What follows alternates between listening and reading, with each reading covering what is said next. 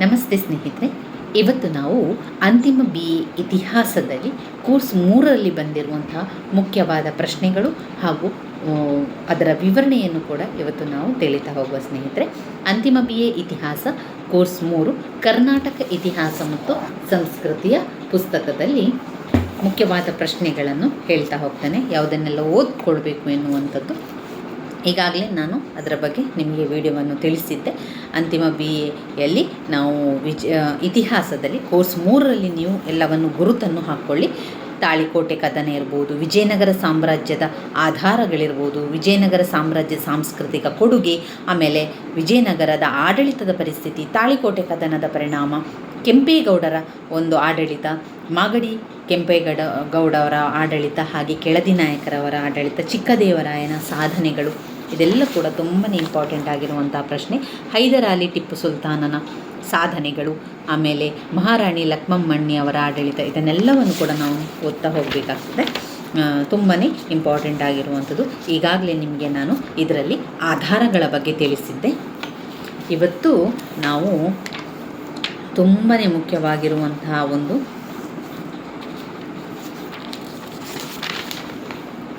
ವಿಜಯನಗರದ ಆಡಳಿತ ವ್ಯವಸ್ಥೆ. ವಿಜಯನಗರದ ಆಡಳಿತ ವ್ಯವಸ್ಥೆ 15 ಅಂಕಕ್ಕೆ ಪದೇ ಪದೇ ಕೇಳಿರುವಂತಹ ಒಂದು ಪ್ರಶ್ನೆ. ವಿಜಯನಗರ ಆಡಳಿತದ ವ್ಯವಸ್ಥೆಯ ಬಗ್ಗೆ, ವಿಜಯನಗರದ ಆಡಳಿತ ವ್ಯವಸ್ಥೆ ಅದನ್ನು 10 ಅಂಕಕ್ಕೆ ಅಥವಾ 15 ಅಂಕಕ್ಕೂ ಕೂಡ ಕೇಳುವಂತಹ ಪ್ರಶ್ನೆಯಾಗಿದೆ ಸ್ನೇಹಿತರೆ. ಅದು ಆದ್ದರಿಂದ ಇದು ತುಂಬಾ ಇಂಪಾರ್ಟೆಂಟ್ ಆಗಿರುವಂಥ ಪ್ರಶ್ನೆ. ಪಾಯಿಂಟ್ಸ್ಗಳನ್ನು ಮೊದಲು ಹೇಳ್ತಾ ಹೋಗ್ತೇನೆ. ಪಾಯಿಂಟ್ಸನ್ನು ನಿಮ್ಮ ಪಾಯಿಂಟ್ಸ್ ಬುಕ್ಕಲ್ಲಿ ಬರ್ಕೊಳ್ಳಿ. ಮೊದಲನೇದಾಗಿ ವಿಜಯನಗರದ ಆಡಳಿತದ ವ್ಯವಸ್ಥೆಯಲ್ಲಿ 1 ಕೇಂದ್ರಾಡಳಿತ, 2 ಪ್ರಾಂತೀಯ ಆಡಳಿತ, 3 ಸ್ಥಳೀಯ ಆಡಳಿತ, 4 ನಾಯಂಕರ ಪದ್ಧತಿ.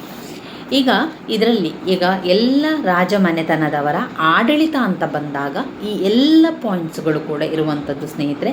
ಕೇಂದ್ರಾಡಳಿತ ಇರ್ಬೋದು, ಪ್ರಾಂತೀಯ ಆಡಳಿತ, ನಗರಾಡಳಿತ, ಆಮೇಲೆ ಸ್ಥಳೀಯ ಆಡಳಿತ, ನಾಯಂಕರ ಪದ್ಧತಿ, ನಾಣ್ಯ ಪದ್ಧತಿ, ಪೊಲೀಸ್ ಒಂದು ಆಡಳಿತ, ಇದೆಲ್ಲ ಕೂಡ ಈ ಎಲ್ಲ ಪಾಯಿಂಟ್ಸ್ಗಳು ಕೂಡ ಪ್ರತಿಯೊಂದು ರಾಜಮನೆತನದಲ್ಲಿ ಪ್ರತಿಯೊಬ್ಬ ರಾಜರು ಕೂಡ ಇದೇ ರೀತಿಯ ಆಡಳಿತವನ್ನು ಮಾಡ್ತಾಯಿದ್ರು. ಈಗಲೂ ಕೂಡ ನಮ್ಮ ಒಂದು ಆಡಳಿತ ವ್ಯವಸ್ಥೆ ಅಂತ ನೋಡಿದಾಗ ಈ ರೀತಿಯ ಪ್ರತಿಯೊಂದು ಆಡಳಿತ ಕೂಡ ಈಗ ಕೂಡ ಇರುವಂಥದ್ದು. ಹಿಂದಿನಿಂದಲೇ ಅದನ್ನು ಅದೇ ರೀತಿಯಾಗಿ ಮಾಡಿಕೊಂಡು ಬಂದು ಕೆಲವೊಂದಷ್ಟು ಬದಲಾವಣೆಗಳಾಗಿದೆ ವಿನಃ ಅದೇ ರೀತಿಯಲ್ಲಿ ಒಂದು ಆಡಳಿತ ವ್ಯವಸ್ಥೆ ಅಂತ ಇರುವಂಥದ್ದು. ಕೇಂದ್ರ ಆಡಳಿತಗಳಲ್ಲೆಲ್ಲ ಮಾಡುವಂಥದ್ದು. ಪ್ರಾಂತೀಯ ಆಡಳಿತ ಅಂದರೆ ಪ್ರಾಂತ್ಯಗಳಲ್ಲಿ ಏನೆಲ್ಲ ವಿಷಯಗಳು ಬರ್ತದೆ ಅದರ ಆಡಳಿತವನ್ನು ಮಾಡುವಂಥದ್ದು. ಆಮೇಲೆ ಸ್ಥಳೀಯ ಆಡಳಿತವನ್ನು ಮಾಡುವಂಥದ್ದು, ನಾಯಕರ ಒಂದು ಪದ್ಧತಿ, ನಾಯಂಕರ ಪದ್ಧತಿಯನ್ನು ಮಾಡುವಂಥದ್ದು. ಇದೆಲ್ಲ ಕೂಡ ಒಂದು ಆಡಳಿತ ಪದ್ಧತಿ ಅಂತ ಬಂದಾಗ ನಾವು ಬರಿತಾ ಹೋಗಬೇಕಾಗ್ತದೆ. ಅದೇ ರೀತಿಯಾಗಿ ಬರಿತಾ ಹೋಗುವಂಥದ್ದು. ಆ ಪಾಯಿಂಟ್ಸ್ಗಳು ನಿಮಗೆ ಸರಿಯಾಗಿ ನೆನಪಲ್ಲಿದ್ದರೆ ಎಲ್ಲ ರಾಜಮನೆತನದವರ ಆಡಳಿತ, ರಾಜರ ಆಡಳಿತ ಅಂತ ಬಂದಾಗ ಅದೇ ಪಾಯಿಂಟ್ಸನ್ನು ನೀವು ಹಾಕ್ತಾ ಹೋದ್ರೆ ಆಯಿತು. ವಿಜಯನಗರದ ಆಡಳಿತ ವ್ಯವಸ್ಥೆಯಲ್ಲಿ 1 ಕೇಂದ್ರಾಡಳಿತ, 2 ಬಾರಿ ಪಾಯಿಂಟ್ಸ್ ಹೇಳ್ತಾ ಹೋಗ್ತಾನೆ. ನೀವು ಅದನ್ನು ಬರ್ಕೊಳ್ಳಿ, ಅಥವಾ ನಿಮ್ಮ ಟೆಕ್ಸ್ಟ್ ಬುಕ್ಕಲ್ಲಿ ಗುರುತನ್ನು ಹಾಕ್ಕೊಳ್ಳಿ, ಅಥವಾ ನೀವು ಈಗ ಆ ಒಂದು ಪಾಯಿಂಟ್ಸನ್ನು ಪದೇ ಪದೇ ಬಾಯಲ್ಲಿ ಹೇಳ್ತಾ ನಾನು ಹೇಳಬೇಕಾದ್ರೆ ಆ ಪಾಯಿಂಟ್ಸ್ಗಳನ್ನು ನೀವು ಕೂಡ ಜೊತೆಯಾಗಿ ಹೇಳ್ಕೊಳ್ಳಿ. ಅದರ ಜೊತೆಗೆ ನೀವು ಕೂಡ ಅಭ್ಯಾಸ ಮಾಡಿದ ರೀತಿಯಲ್ಲಿ ಆಗ್ತದೆ ಸ್ನೇಹಿತರೆ. ವಿಜಯನಗರದ ಆಡಳಿತ ವ್ಯವಸ್ಥೆ. ವಿಜಯನಗರದ ಆಡಳಿತ ವ್ಯವಸ್ಥೆಯಲ್ಲಿ ಮೊದಲ ಪಾಯಿಂಟ್ ಕೇಂದ್ರ ಆಡಳಿತ, 2 ಪ್ರಾಂತೀಯ ಆಡಳಿತ, 2 ಯಾವುದು ಪ್ರಾಂತೀಯ ಆಡಳಿತ, 3 ಸ್ಥಳೀಯ ಆಡಳಿತ, 3ನೇದು ಸ್ಥಳೀಯ ಆಡಳಿತ, 4 ನಾಯಂಕರ ಪದ್ಧತಿ, 5 ಭೂಕಂದಾಯದ ವ್ಯವಸ್ಥೆ. ಪ್ರತಿಯೊಂದು ರಾಜಮನೆತನದಲ್ಲಿ ಕೂಡ ಹಿಂದಿನ ಇತಿಹಾಸ ನಾವು ನೋಡಿದರೆ ಭೂಕಂದಾಯದ ವ್ಯವಸ್ಥೆ ಯಾವಾಗಲೂ ಇದ್ದಂಥದ್ದು. 5ನೇ ಪಾಯಿಂಟ್ ಭೂಕಂದಾಯದ ವ್ಯವಸ್ಥೆ. 6 ನ್ಯಾಯಾಡಳಿತ ವ್ಯವಸ್ಥೆ, 6 ನ್ಯಾಯಾಡಳಿತ. 7 ಸೈನ್ಯ ವ್ಯವಸ್ಥೆ. ಇನ್ನು ಆರ್ಥಿಕ ಬೆಳವಣಿಗೆ ಅಂತ ನೋಡಿದರೆ ಅದರಲ್ಲಿ ವಿಜಯನಗರ ಸಾಮ್ರಾಜ್ಯದ ಆಡಳಿತ ವ್ಯವಸ್ಥೆ, ವಿಜಯನಗರ ಸಾಮ್ರಾಜ್ಯದ ಆರ್ಥಿಕ ಬೆಳವಣಿಗೆ, ವಿಜಯನಗರ ಸಾಮ್ರಾಜ್ಯದ ಸಾಮಾಜಿಕ ವ್ಯವಸ್ಥೆ ಎನ್ನುವಂಥದ್ದು ಬೇರೆ ಬೇರೆ ಭಾಗಗಳನ್ನು ಕಾಣ್ಬೋದು. ಈಗ ನಾವು ನೋಡ್ತಾ ಇರುವಂಥದ್ದು ಆಡಳಿತ ವ್ಯವಸ್ಥೆಗಳನ್ನಷ್ಟೇ ಈಗ ಮೊದಲಿಗೆ ನೋಡ್ತಾ ಹೋಗುವ. ಒಟ್ಟು 7 ಪಾಯಿಂಟ್ಸ್ಗಳಿದೆ. ಸೈನ್ಯ ವ್ಯವಸ್ಥೆ 7ನೇದು, ನ್ಯಾಯಾಡಳಿತ, ಅನಂತರ ಸೈನ್ಯ ವ್ಯವಸ್ಥೆ. ಮತ್ತೊಮ್ಮೆ ಪಾಯಿಂಟ್ಸ್ ಹೇಳ್ತಾ ಹೋಗ್ತೇನೆ. ಕೇಂದ್ರ ಆಡಳಿತ, ಪ್ರಾಂತೀಯ ಆಡಳಿತ, ಸ್ಥಳೀಯ ಆಡಳಿತ, ನಾಯಂಕರ ಪದ್ಧತಿ, ಭೂಕಂದಾಯದ ವ್ಯವಸ್ಥೆ, ನ್ಯಾಯಾಡಳಿತ, ಸೈನ್ಯ ವ್ಯವಸ್ಥೆ. ಇವಿಷ್ಟು ವಿಜಯನಗರದ ಆಡಳಿತ ವ್ಯವಸ್ಥೆಯಲ್ಲಿ ನಾವು ಬರಿಬೇಕಾಗಿರುವಂಥದ್ದು. ಅದರ ವಿವರಣೆಯನ್ನು ನಾನು ನಿಮಗೆ ತಿಳಿಸ್ತಾ ಹೋಗ್ತೇನೆ. ಕೇಂದ್ರ ಆಡಳಿತ ಅಂತ ಹೇಳಿದರೆ ಏನು? ಕೇಂದ್ರ ಆಡಳಿತ ಅಂತ ಹೇಳಿದ ಕೂಡಲೇ ಇಲ್ಲಿ ಆಡಳಿತವನ್ನು ಮಾಡಬೇಕಾದ್ರೆ ಬೇರೆ ಬೇರೆ ಇಲಾಖೆಗಳನ್ನು ಮಾಡುವಂಥದ್ದು. ಬೇರೆ ಬೇರೆ ಇಲಾಖೆಗಳನ್ನು ಮಾಡಿದ ನಂತರ ಅಲ್ಲಿ ಜನರು ಬೇಕು, ಸದಸ್ಯರು ಬೇಕು, ಅಧಿಕಾರಿಗಳು ಬೇಕು ಅಲ್ವಾ? ಅದಕ್ಕೆ ಸಂಬಂಧಪಟ್ಟಂತೆ ಅಧಿಕಾರಿಗಳನ್ನು ನೇಮಕ ಮಾಡುವಂಥದ್ದು. ಈಗ ಪ್ರತಿಯೊಂದು ಇಲಾಖೆಯನ್ನು ಆರಂಭಿಸುವಂಥದ್ದು, ಅದಕ್ಕೆ ಸಂಬಂಧಪಟ್ಟಂತಹ ಅಧಿಕಾರಿಗಳನ್ನು ಆಯ್ಕೆ ಮಾಡುವಂಥದ್ದು, ಅದಕ್ಕೆ ಸಂಬಂಧಪಟ್ಟಂಥ ಸದಸ್ಯರನ್ನು ಆಯ್ಕೆ ಮಾಡುವಂಥದ್ದು. ಈ ರೀತಿಯಾಗಿ ಕೇಂದ್ರ ಆಡಳಿತವನ್ನು ಮಾಡ್ತಾ ಹೋಗುವಂಥದ್ದು. ಇಲ್ಲಿ ಮೊದಲಿನ ಕಾಲದಲ್ಲಿ ನಾವು ನೋಡಿದರೆ ರಾಜನೇ ಎಲ್ಲವನ್ನು ಕೂಡ ನೋಡ್ಕೊಳ್ತಾ ಇದ್ದ. ರಾಜನು ಕೇಂದ್ರ ಆಡಳಿತದ ಮುಖ್ಯ ಸ್ಥಾನವನ್ನು ಹೊಂದಿದ್ದ.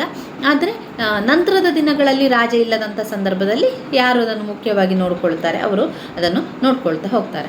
ರಾಜನೇ ಎಲ್ಲ ವ್ಯವಸ್ಥೆಯನ್ನು ಮಾಡಿಕೊಳ್ಳುವಂಥದ್ದು. ಹಿಂದಿನ ಕಾಲದಲ್ಲಿ ನೋಡಿದರೆ ರಾಜ ಆ ಒಂದು ಪ್ರಭುತ್ವವನ್ನು ಅಸ್ತಿತ್ವದಕ್ಕೆ ತರುವಂಥದ್ದು, ಅದರ ಎಲ್ಲ ಒಂದು ನೋಡಿಕೊಳ್ಳುವಂಥದ್ದು ರಾಜನ ಕೈಯಲ್ಲಿತ್ತು. ಈ ಕೇಂದ್ರಾಡಳಿತ ಅಂತ ಬಂದಾಗ ರಾಜನಿಗೆ ಸಹಾಯಕವಾಗಿ ಮಂತ್ರಿಮಂಡಲ ಕೂಡ ಇರ್ತಾ ಇತ್ತು. ಅರಸರು ಯುವರಾಜನನ್ನು ತನ್ನ ಅಧಿಕಾರದ ಅವಧಿಯಲ್ಲಿ ಉತ್ತರಾಧಿಕಾರಿಯನ್ನಾಗಿ ಕೂಡ ಮಾಡ್ತಾ ಇದ್ರು. ರಾಜನಿಗೆ ಸಹಕಾರ ನೀಡಲಿಕ್ಕೆ ಬೇರೆ ಬೇರೆ ಮಂತ್ರಿಮಂಡಲ ಕೂಡ ಇರ್ತಾ ಇತ್ತು.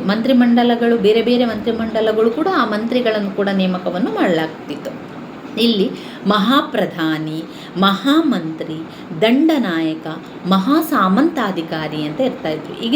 ಈಗ ಕೂಡ ನಾವು ನೋಡಿದರೆ ಅದೇ ರೀತಿಯಾಗಿ ಬಂದಿದೆ, ಸ್ವಲ್ಪ ಬದಲಾವಣೆಗಳು. ಪ್ರಧಾನಮಂತ್ರಿ, ಮುಖ್ಯಮಂತ್ರಿ, ಉಪಮುಖ್ಯಮಂತ್ರಿ, ಈ ರೀತಿಯಾಗಿ ಬಂದಿರುವಂಥದ್ದು. ಆಡಳಿತ ಅಂತ ಬಂದ ತಕ್ಷಣ ಅದೇ ರೀತಿಯಾಗಿ ಮಾಡುವಂಥದ್ದು. ಅಂದರೆ ಅನೇಕ ಇಲಾಖೆಗಳು. ರಾಜನಿಗೆ ಸಹಾಯ ಮಾಡಲಿಕ್ಕೆ ಮಂತ್ರಿಮಂಡಲ ಬೇಕು.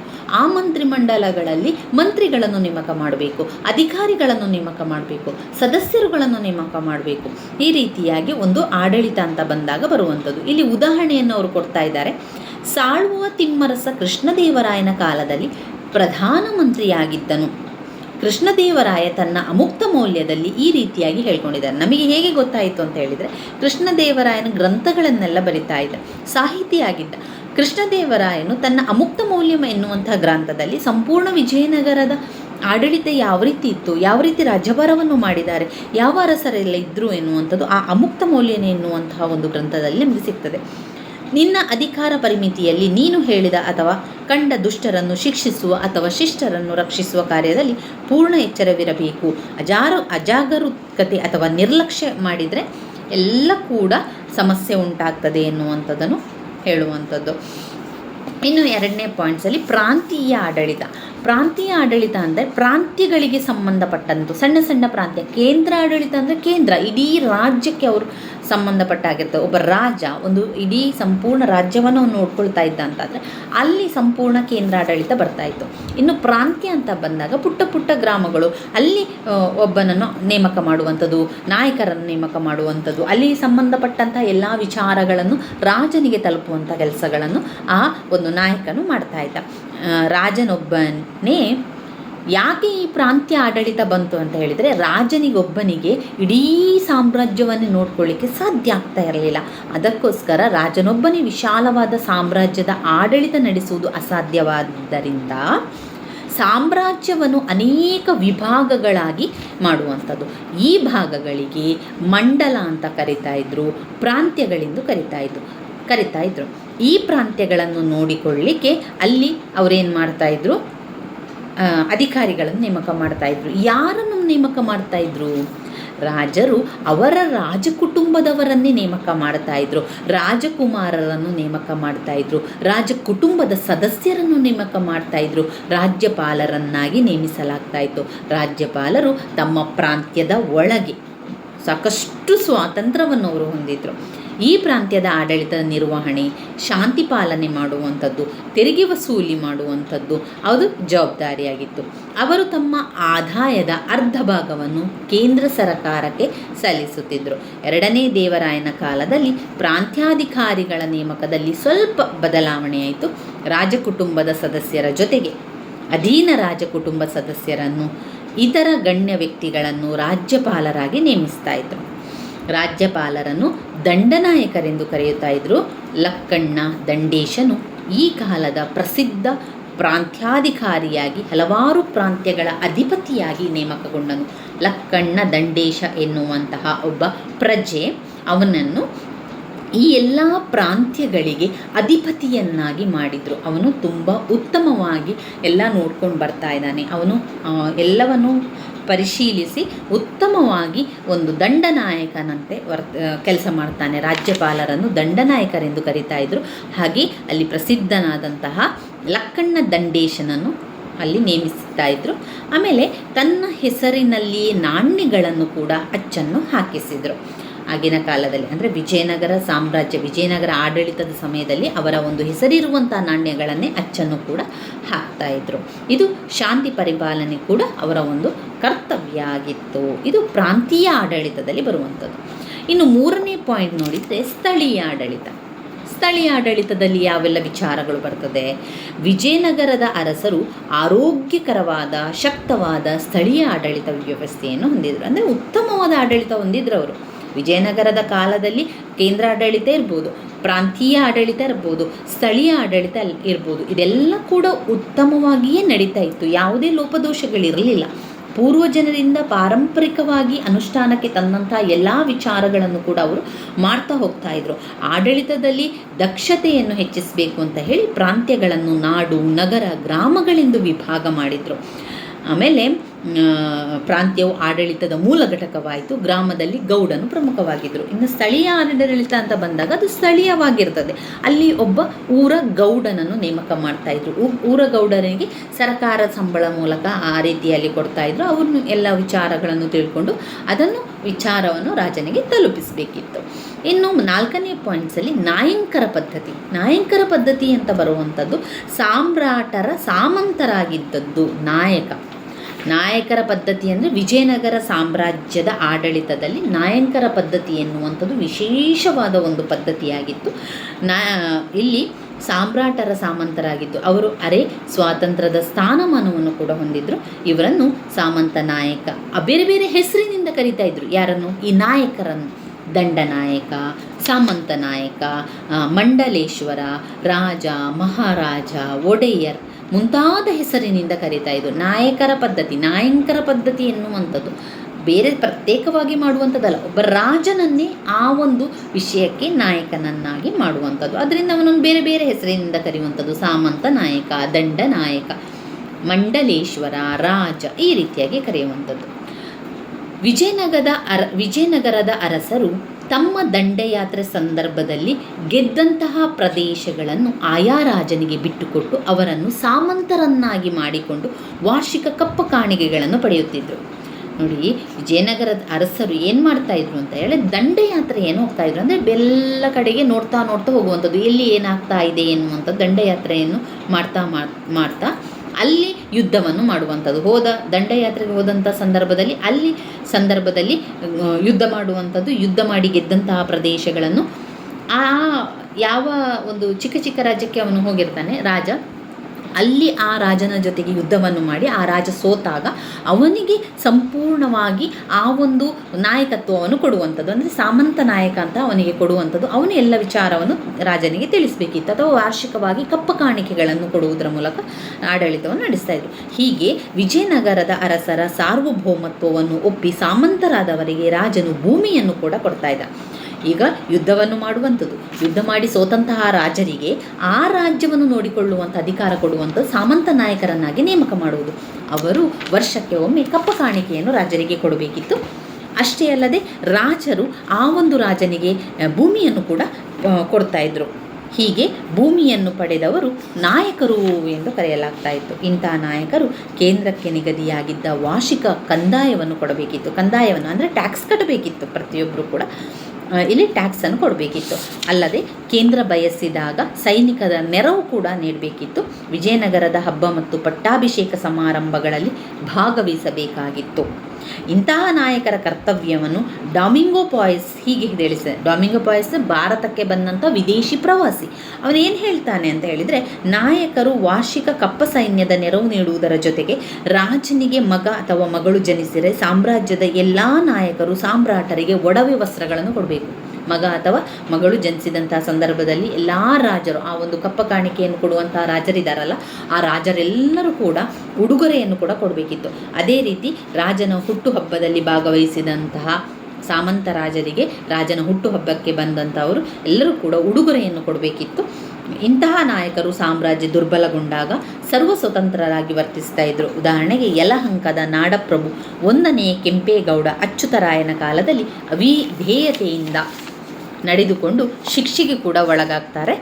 ಈತ ಅಚ್ಯುತರಾಯನ ಅಪ್ಪಣೆ ಇಲ್ಲದೆ ಟಂಕಶಾಲೆಯನ್ನು ಸ್ಥಾಪನೆ ಮಾಡುವಂಥದ್ದು, ಆ ಕಾರಣದಿಂದಾಗಿ ಶಿಕ್ಷೆಗೆ ಒಳಗೊಳ್ಳುವಂಥದ್ದು. ರಾಯರು ಇವರನ್ನು ಆನೆಗೊಂದಿಯಲ್ಲಿ 5 ವರ್ಷ ಸೆರೆಯಲ್ಲಿಟ್ಟರು.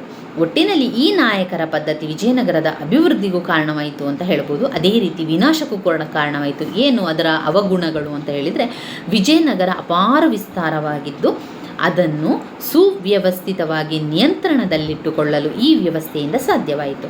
ಪ್ರತಿಯೊಬ್ಬ ನಾಯಕನು ತನ್ನ ವ್ಯಾಪ್ತಿಯಲ್ಲಿ ಕಾನೂನು ಸುವ್ಯವಸ್ಥೆಯನ್ನು ನೋಡಿಕೊಳ್ಳುತ್ತಿದ್ದರಿಂದ ಸಾಮ್ರಾಜ್ಯದ ಸಮಗ್ರತೆ ಕಾಪಾಡಲು ಸುಲಭ ಸಾಧ್ಯ ಆಯಿತು. ಪ್ರತಿಯೊಬ್ಬ ನಾಯಕ ಸಾಮ್ರಾಟನಿಗೆ ಕಪ್ಪ ಕಾಣಿಕೆ ಹಾಗೂ ಯುದ್ಧದ ಸಮಯದಲ್ಲಿ ಸೈನ್ಯದ ಸಹಾಯವನ್ನು ಕೂಡ ನೀಡುವುದು ಇಲ್ಲಿ ಪ್ರಮುಖವಾಯಿತು. ಇನ್ನು ಅಲ್ಲಿ ದೋಷಗಳು ಅಂತ ಬಂದಾಗ, ಈ ನಾಯಕರನ್ನು ಹಿಡಿದಿಟ್ಟುಕೊಂಡಿರಲು ಸಾಧ್ಯವಾಗಿರುವವರೆಗೆ ಈ ಒಂದು ವ್ಯವಸ್ಥೆ ಸರಿಯಾಗಿಯೇ ಇತ್ತು, ಸುಗಮವಾಗಿಯೇ ನಡೀತಾ ಇತ್ತು. ಆದರೆ ಯಾವಾಗ ತೊಂದರೆ ಬಂತು ಅಂತ ಹೇಳಿದರೆ, ದುರ್ಬಲ ಅರಸರು ವಿಜಯನಗರದ ಸಿಂಹಾಸನ ಏರಿದಾಗ, ಯಾವಾಗ ವಿಜಯನಗರದ ಸಿಂಹಾಸನವನ್ನು ದುರ್ಬಲ ರಾಜರು ತಗೊಳ್ತಾರಲ್ವ, ಆವಾಗ ಆ ಒಂದು ಎಲ್ಲ ವ್ಯವಸ್ಥೆ ಕೂಡ ಹಾಳಾಗಲಿಕ್ಕೆ ಆರಂಭವಾಯಿತು. ಅರವೀಡು ಮನೆತನದ ಆಳ್ವಿಕೆಯಲ್ಲಿ ಮೈಸೂರಿನ ರಾಜ ಒಡೆಯರು 1610ರಲ್ಲಿ ಶ್ರೀರಂಗಪಟ್ಟಣವನ್ನು ವಶಪಡಿಸಿಕೊಂಡು ಸ್ವತಂತ್ರರಾದರು. ಈ ನಾಯಕರ ಹುದ್ದೆ ವಂಶಪಾರಂಪರ್ಯವಾಗಿದ್ದಲ್ಲದೆ ನಾಯಕರ ಹುದ್ದೆಯನ್ನು ವರ್ಗಾವಣೆಯನ್ನು ಕೂಡ ಮಾಡುವಂತಿರಲಿಲ್ಲ. ಇದು ವಂಶಪಾರಂಪರ್ಯವಾಗಿ ಬಂದಿರುವಂಥ ಹುದ್ದೆ, ಅದಾದ ನಂತರ ಎಲ್ಲಿಯೂ ಕೂಡ ಬದಲಾವಣೆ ಆಗುವುದಿಲ್ಲ. ಆ ಒಂದು ವರ್ಗಾವಣೆ ಕೂಡ ಇಲ್ಲಿ ಮಾಡಲಿಕ್ಕೆ ಇರಲಿಲ್ಲ. ಇದರಿಂದ ನಾಯಕರು ಪ್ರಬಲವಾಗಿ ಕೇಂದ್ರದಲ್ಲಿ ಸಾಮ್ರಾಜ್ಯ ದುರ್ಬಲನಾದಾಗ ಸ್ವತಂತ್ರರಾಗ್ತಾ ಇದ್ರು ಅಂತ ಕಾಣ್ಬೋದು. 5ನೇ ಪಾಯಿಂಟ್ನಲ್ಲಿ ಭೂಕಂದಾಯದ ವ್ಯವಸ್ಥೆ. ಯಾವ ರೀತಿ ಭೂಕಂದಾಯದ ವ್ಯವಸ್ಥೆಯನ್ನು ಮಾಡ್ತಾ ಇದ್ರು?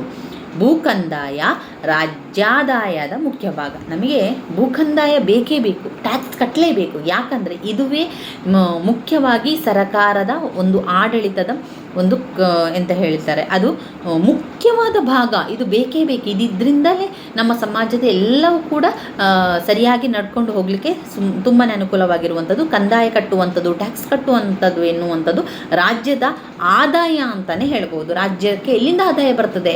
ನಾವು ಕಟ್ಟುವಂತಹ ತೆರಿಗೆಯಿಂದ. ಅದರಿಂದ ಈ ಒಂದು ಭೂಕಂದಾಯದ ವ್ಯವಸ್ಥೆಯನ್ನು ಅವಾಗ ಏನು ಮಾಡಿದರು ಅಂತ ಹೇಳಿದರೆ, ರೈತರು ಏನು ಮಾಡಬೇಕು, ಒಟ್ಟು 6ನೇ ಒಂದು ಭಾಗವನ್ನು ರಾಜ್ಯಕ್ಕೆ ಕೊಡಬೇಕಿತ್ತು, ಆ ಒಂದು ಆದಾಯವನ್ನು ಕೊಡಬೇಕಿತ್ತು. ಅಮುಕ್ತ ಮಾಲ್ಯದ ಎಂಬ ಗ್ರಂಥದಲ್ಲಿ ರಾಜನು ಪ್ರಜೆಗಳ ಮೇಲೆ ತೆರಿಗೆಯನ್ನು ಹೊರೆಯಾಗದಂತೆ ನೋಡಿಕೊಳ್ಳಬೇಕು ಎಂದು ತಿಳಿಸಲಾಗಿತ್ತು.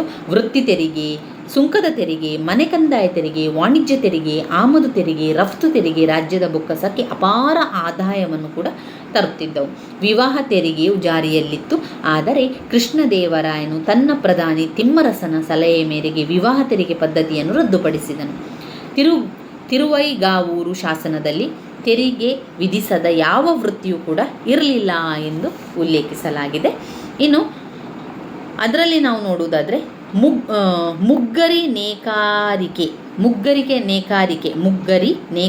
ಮೇಲಿನ ತೆರಿಗೆಯಾಗಿತ್ತು. ಗಾಣುಗರಿ ಎಣ್ಣೆ ತೆಗೆಯುವವರ ಮೇಲೆ ತೆರಿಗೆ, ಮೂಲ ವೀಸ ವರ್ತಕರು ಸಲ್ಲಿಸುತ್ತಿದ್ದ ತೆರಿಗೆ, ಮಾಳಿಗೆ ಸುಂಕ, ಅಡ್ಡಗದ ಸುಂಕ, ಮಾರ್ಗದ ಸುಂಕ, ಈ ರೀತಿಯಾಗಿ ಅನೇಕ ಸುಂಕವನ್ನು ಕಟ್ಟಬೇಕಿತ್ತು. ಕ್ಷಾಮ, ಪ್ರವಾಹ ಇನ್ನಿತರೆ ಕಾರಣಗಳಿಂದ ಹಾನಿಗೊಳಗಾದಂತಹ ಪ್ರಸಂಗಗಳಲ್ಲಿ ಕಂದಾಯವನ್ನು ಮನ್ನಾ ಕೂಡ ಮಾಡಲಾಯಿತು. ಅಂದರೆ ಈಗ ಕಟ್ಟಬೇಡಿ ಎನ್ನುವಂಥದ್ದು. ತೆರಿಗೆಯನ್ನು ಧಾನ್ಯದ ರೂಪದಲ್ಲಿ ಕೊಡ್ಬೋದು, ಧನದ ರೂಪದಲ್ಲಿ ಕೂಡ ಕೊಡ್ಬೋದು. ವಿಜಯನಗರದ ವೇಶ್ಯಾಗೃಹಗಳಿಂದ ಬಂದಂತಹ ತೆರಿಗೆ ರಾಜಧಾನಿಯನ್ನು ಕಾಯುವ ಪಹರೆಯವರಿರ್ತಾರಲ್ಲ, ಅವರಿಗೆ ಕೊಡಲು ಬಯಸ್ತಾ ಇದ್ರು ಎಂದು ಅಬ್ದುಲ್ ರಜಾಕ್ ಸಂಪೂರ್ಣ ಭೂಕಂದಾಯ, ವಿಜಯನಗರದಲ್ಲಿ ಆಗ್ತಾ ಇದ್ದಂಥ ಭೂಕಂದಾಯದ ಬಗ್ಗೆ ವಿವರಿಸ್ತಾ ಹೋಗ್ತಾರೆ. ಇನ್ನು 6ನೇ ಪಾಯಿಂಟ್ನಲ್ಲಿ ನಾವು ನೋಡಿದರೆ ನ್ಯಾಯಾಡಳಿತ.